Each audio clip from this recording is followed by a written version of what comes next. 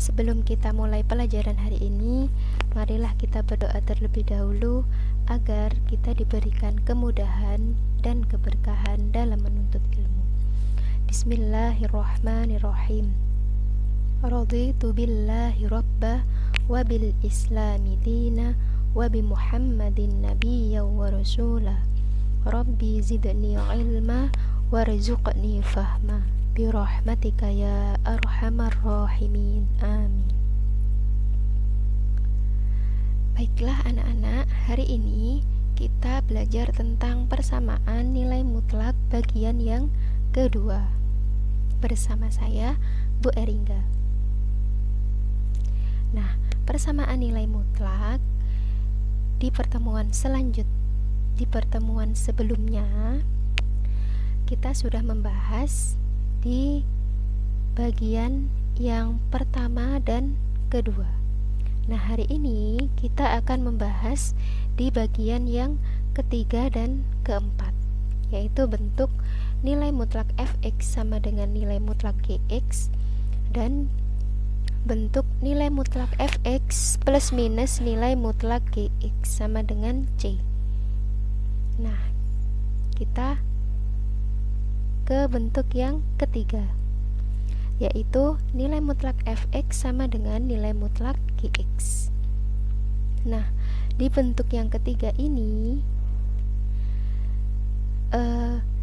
nilai mutlak yang berada di dalam nilai mutlak itu adalah fx dan juga gx. Kalau bentuk yang kedua itu kan yang di dalam nilai mutlak hanya fx-nya saja, tetapi gx-nya tidak.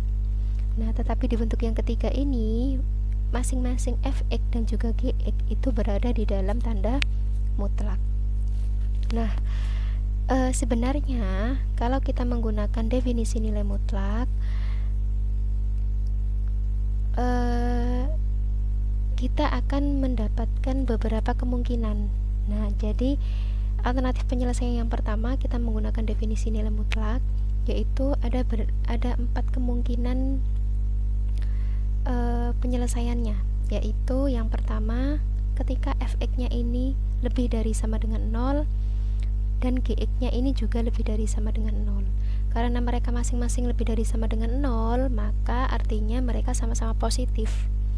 Jadi di sini nilai mutlak fx sama dengan nilai mutlak gx, fx sama dengan gx. Jadi mereka sama-sama positif. Lalu kemungkinan yang kedua yaitu nilai mutlak fx lebih dari sama dengan 0 dan nilai mutlak gx kurang dari 0. Jadi fx-nya lebih dari 0, gx-nya kurang dari 0. Artinya fx-nya positif, gx-nya negatif. Begitu. Ketika ditulis menjadi fx sama dengan min gx. Kenapa min? Karena di sini gx-nya kurang dari 0. Gitu. Fx-nya yang lebih dari 0. Kalau lebih dari 0 itu artinya lebih dari sama dengan 0, itu artinya dia nilainya positif. Kalau kurang dari 0 dia artinya negatif. Maka di sini ditulis fx sama dengan min gx. Gitu. Nah, untuk kemungkinan yang ketiga, fx kurang dari gx dan gx lebih dari sama dengan 0. Nah, ini kebalikan dari yang kedua. Kalau yang kedua kan fx-nya lebih dari, gx-nya kurang dari. Kalau yang ketiga, fx-nya kurang dari, gx-nya lebih dari. Ya, maka di sini yang negatif adalah fx-nya, gx-nya positif. Maka penulisannya menjadi min fx sama dengan gx. Nah, penulisan min fx sama dengan gx itu akan sebanding dengan fx sama dengan min gx. Jadi minnya ini sebenarnya ketika dia tandanya sama dengan, maka min ini boleh pindah ruas ke gx. Maka boleh ditulis fx sama dengan min gx. Nah, untuk kemungkinan yang keempat, kedua-duanya dia kurang dari 0, yaitu fx-nya kurang dari 0, gx-nya kurang dari 0. Begitu. Nah, sehingga ketika ditulis karena sama-sama kurang dari 0, maka mereka berdua sama-sama negatif, yaitu min fx sama dengan min gx. Kalau sama-sama negatif, artinya dia setara dengan positif. Artinya minnya bisa dicoret. Jadi fx sama dengan gx. Dari keempat kemungkinan tersebut, Coba perhatikan mulai dari yang pertama. Pertama ini kan sama-sama lebih dari sama dengan.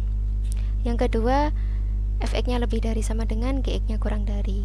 Yang ketiga, fx-nya kurang dari, gx-nya lebih dari sama dengan. Yang keempat, mereka sama-sama kurang dari. Nah, dari hasil keempat kemungkinan ini, coba lihat. Di sini fx sama dengan gx, fx sama dengan min gx, fx sama dengan min gx, fx sama dengan gx. Ini kan ada dua yang sama, artinya di sini fx sama dengan gx sama dengan ini, fx sama dengan gx. Lalu di sini fx sama dengan min gx sama dengan fx sama dengan min gx. Jadi sebenarnya dari keempat kemungkinan ini kita bisa menarik kesimpulan bahwa alternatif penyelesaian yang pertama itu bisa dituliskan hanya dalam dua bentuk, yaitu ini, fx sama dengan gx atau fx sama dengan min gx, begitu. Nah, alternatif penyelesaian yang pertama ini sama dengan alternatif penyelesaian pertama pada bentuk yang kedua. Nah, ingat ya, kalau bentuk yang ketiga ini, alternatif penyelesaian yang pertama ini sama dengan bentuk yang kedua kemarin, alternatif penyelesaiannya, ya kan? Tetapi bedanya apa? Bedanya kalau di bentuk yang kedua kemarin kan kita harus mengecek hasil akhirnya dengan gx-nya itu lebih dari sama dengan 0 gitu kan. Nah, tapi kalau di bentuk yang ketiga itu tidak perlu diuji. Jadi hasil x-nya itu sudah pasti masuk ke dalam himpunan penyelesaian, begitu ya. Jadi itu bedanya. Nah, ini untuk alternatif penyelesaian yang pertama. Lalu alternatif penyelesaian yang kedua, kita menggunakan sifat nilai mutlak, yaitu nilai mutlak x sama dengan x kuadrat, maka diperoleh yaitu fx kuadrat sama dengan gx kuadrat. Nah, ini kan bentuk yang ketiga itu sebenarnya penyelesaiannya sama dengan bentuk yang kedua, tapi berbedanya adalah kalau di bentuk yang kedua kita harus mengujinya, tapi kalau di bentuk yang ketiga kita tidak perlu untuk menguji. Jadi hasil x-nya ya sudah itu yang dimasukkan ke dalam himpunan penyelesaian, begitu. Lebih enak yang ini ya, nggak usah diuji. Kalau yang kedua itu harus diuji, wajib diuji. Nah, langsung ke contoh ya. Contoh yang ini, selesaikan persamaan nilai mutlak 2x min 6 sama dengan nilai mutlak x min 2. Alternatif penyelesaian yang pertama, kita menggunakan ini, fx sama dengan gx atau fx sama dengan min gx. Nah, di sini kita tuliskan fx-nya yaitu 2x min 6 sama dengan gx yaitu x min 2, atau 2x min 6 sama dengan min x min 2. Begitu ya, kita mengikuti bentuk yang atasnya ya. Selanjutnya kita hitung yang di sebelah sini dulu. Kita kelompokkan yang mempunyai x dan yang tidak mempunyai x. Jadi 2x min x sama dengan min 2 plus 6. Jadi dipindah ruas, x-nya 6-nya juga dipindah. Selanjutnya, maka 2x dikurangi x itu x, min 2 ditambah 6 adalah 4 gitu. Nah, ini jadi yang di sebelah sini kita operasikan. Minnya masuk ke dalam x, maka jadi min x plus 2. Karena min dikali x, min dikali min 2 jadi plus 2. Selanjutnya kita kelompokkan, x-nya kita pindah ruas, 6-nya juga dipindah ruas. Jadi 3x sama dengan 8. Maka x sama dengan 8 per 3. Nah, ini tidak perlu diuji. Jadi langsung ketemu HP-nya atau himpunan penyelesaian adalah 8 per 3,4. Begitu. Tetapi kalau di bentuk yang kedua, sekali lagi saya ingatkan, kalau di bentuk yang kedua harus dan wajib untuk diuji atau dicek. Ya. Lanjut kita ke alternatif penyelesaian yang kedua. Kita menggunakan fx kuadrat sama dengan gx kuadrat. Ini ya. Maka dimasukkan fx-nya 2x min 6 kuadrat sama dengan x min 2 kuadrat. Selanjutnya ini perlu dijabarkan. Nah, bagaimana cara menjabarkan ini? Cara menjabarkannya adalah dengan dikalikan secara berulang sebanyak 2 kali. Karena ini bentuknya kuadrat ya. Jadi menjadi seperti ini. 2x min 6 dikali 2x min 6 sama dengan x min 2 dikali x min 2. Selanjutnya ini harus kita jabarkan. Nah, coba kita hitung penjabarannya di kolom kotak hijau ini. Nah, 2x min 6 dikali 2x min 6. Jadi kita kalikan 2x kali 2x jadi 4x kuadrat. 2x dikali min 6 menjadi min 12x. 6 min 6 dikali 2x menjadi min 12x. Min 6 dikali min 6 menjadi plus 36. Nah, ini kita hitung. Jadi di sini 4x kuadratnya tetap, di sini min 12x menjadi min 24x plus 36. Nah, gitu. Selanjutnya kita jabarkan yang x min 2 dikali x min 2. Jadi x dikali x adalah x kuadrat. X dikali min 2 menjadi min 2x. Min 2 dikali x menjadi min 2x. Min 2 dikali min 2 menjadi 4. Maka ini dihitung menjadi x kuadrat min 4x plus 4. Nah, selanjutnya kita tulis di sini. Nah, ini hasil penjabarannya di sini. Yang ini hasil penjabarannya di sini. Nah, ketika kalian menggunakan alternatif penyelesaian yang kedua, buram hijau ini boleh ditulis, boleh tidak. Jadi boleh misalnya kalian menghitung di luar, di buram gitu boleh, langsung di sini hasil penjabarannya begitu. Jadi nanti tidak terlalu panjang ya caranya. Nah, selanjutnya ini harus kita jadikan menjadi satu ruas. Kita pindah ruas semua. Yang di sebelah kanan ini kita pindah semua ke kiri. Menjadi 4x kuadrat dikurangi x kuadrat. Lalu ini min 4 dipindah menjadi plus 4 di sini. Kita dekatkan dengan yang punya x, kita kelompokkan ya. 4 ini kita pindah menjadi min 4. Selanjutnya kita operasikan. Nah, jadi 4x kuadrat dikurangi x kuadrat jadi 3x kuadrat. Min 24x ditambah 4x menjadi min 20. 36 dikurangi 4 menjadi 32. Nah, bentuk yang seperti ini perlu kita faktorkan. Bagaimana cara memfaktorkannya? Coba perhatikan di kotak hijau ini. Nah, di sini 3x kuadrat min 20x plus 32. Nah, di sini yang pertama kalian lihat adalah bagian depan dan bagian belakang. Nah, itu harus dikalikan. 3 dikali 32 adalah 96. Begitu.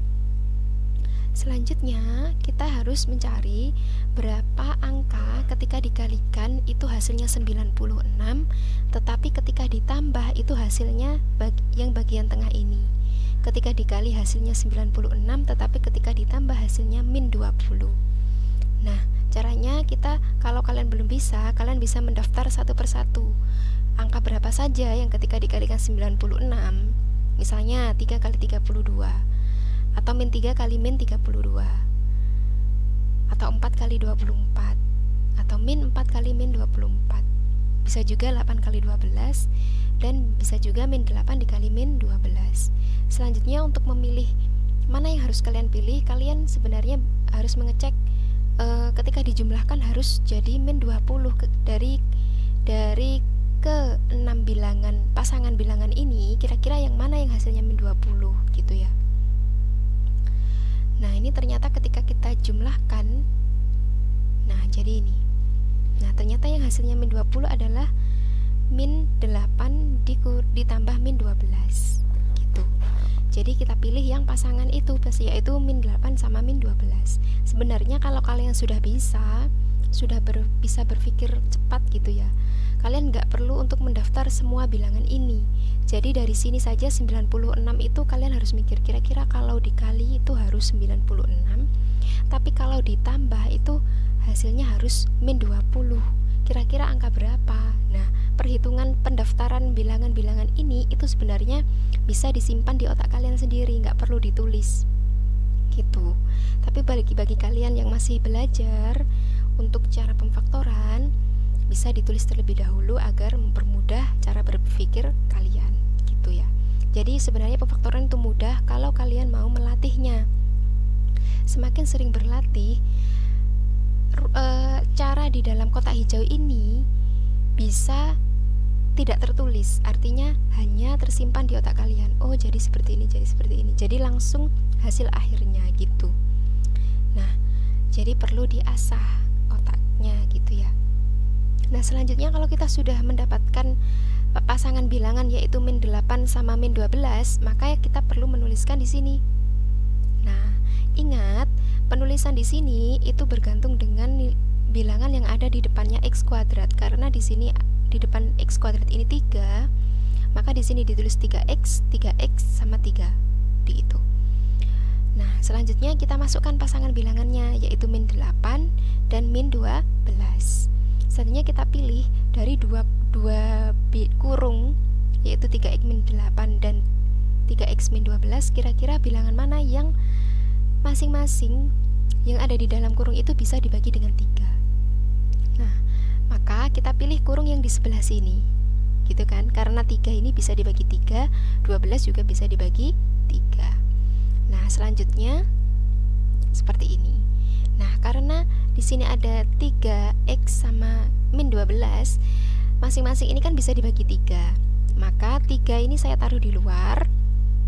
Lalu 3x dibagi 3 itu menjadi x, min 12 dibagi 3 itu adalah min 4. Gitu. Paham ya? Selanjutnya karena di atas ada 3, di bawah ada 3, maka ini bisa disederhanakan atau istilahnya dicoret. Nah, selanjutnya kalau dicoret lalu jadi begini. 3x min 8 dikali x min 4. Kayak gitu ya. Paham ya? Jadi hasil pemfaktorannya adalah ini. Ditulis di bawah sini. Nah, 3x min 8 dikali x min 4. Begitu. Nah, sebenarnya kalau kalian sudah bisa memfaktorkan, cara yang di kotak hijau itu sebenarnya nggak perlu ditulis, nggak apa-apa kalau kalian sudah bisa. Tapi kalau misalnya masih dalam tahap belajar, boleh ditulis di oret-oretan gitu. Jadi nanti caranya langsung dimasukkan pemfaktorannya gitu ya. Selanjutnya kita pisahkan yaitu 3x min 8 sama dengan 0 atau x min 4 sama dengan 0. Nah, selanjutnya jadi ini 3x sama dengan 8, maka x sama dengan 8 per 3. Yang di sini x sama dengan 4. Begitu ya. Jadi HP-nya himpunan penyelesaian 8 per 3,4. Nah, jadi sama kan? Nah, hasil akhir ini tidak perlu diuji karena di sini bentuk yang ketiga. Tetapi ketika kalian berada pada bentuk yang kedua, wajib dan harus diuji. Begitu. Nah, lanjut kita ke bentuk yang keempat. Nah, bentuk yang keempat adalah nilai mutlak fx plus minus nilai mutlak gx sama dengan c. Nah, di sini juga ada 4 kemungkinan.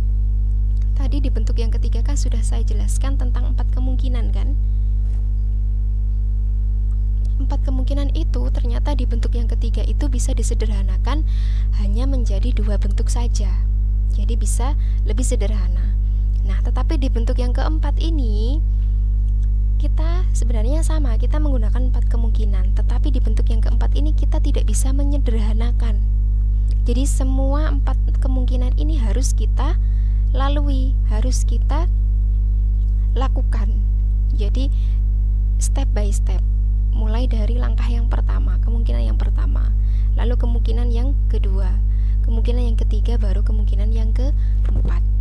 Maksudnya bagaimana? Nah, nanti kita langsung ke contoh biar tidak bingung ya. Nah, di bentuk yang ketiga tadi kan tidak perlu diuji. Nah, untuk bentuk yang keempat ini wajib dan harus diuji nilai x-nya. Jadi catatannya, setelah mendapatkan nilai x, maka perlu diuji sesuai dengan syarat fx dan gx-nya. Syaratnya apa? Nah, nanti tergantung dengan kemungkinannya. Begitu. Nah, contoh. Misal, jadi bentuknya gini ya. Carilah penyelesaian persamaan x plus 2 ditambah 2x min 6 sama dengan 8. Nah, kalau menurut bentuk yang keempat, maka yang sebagai fx adalah ini, x plus 2, yang sebagai gx adalah 2x min 6. Gitu. Nah, sesuai dengan langkah-langkah itu tadi, ada 4 kemungkinan. Yang pertama yaitu ketika fx-nya lebih dari sama dengan 0, gx-nya juga lebih dari sama dengan 0. Lalu kemungkinan yang kedua yaitu ketika fx-nya lebih dari sama dengan 0, gx-nya kurang dari 0. Lalu yang ketiga, ketika fx-nya kurang dari 0 dan gx-nya lebih dari sama dengan 0. Kemungkinan yang keempat di sini fx-nya kurang dari 0 dan gx-nya kurang dari 0 juga. Nah, jadi ada 4 kemungkinan. Sama-sama lebih dari sama dengan 0. Lalu yang kedua, fx-nya lebih dari, gx-nya kurang dari. Yang ketiga, fx-nya kurang dari, gx-nya lebih dari. Yang keempat, sama-sama kurang dari. Jadi, nanti kita akan menghitung satu persatu. Nah, jadi nanti ini agak sedikit panjang. Jadi perlu kalian perhatikan baik-baik ya. Mulai dari yang step yang pertama, ketika fx-nya lebih dari sama dengan 0, gx-nya juga lebih dari sama dengan 0. Karena dia lebih dari sama dengan 0, itu artinya mereka sama-sama positif, tidak ada yang negatif. Maka kita masukkan ke rumusnya. Nah, fx itu kan ini x plus 2.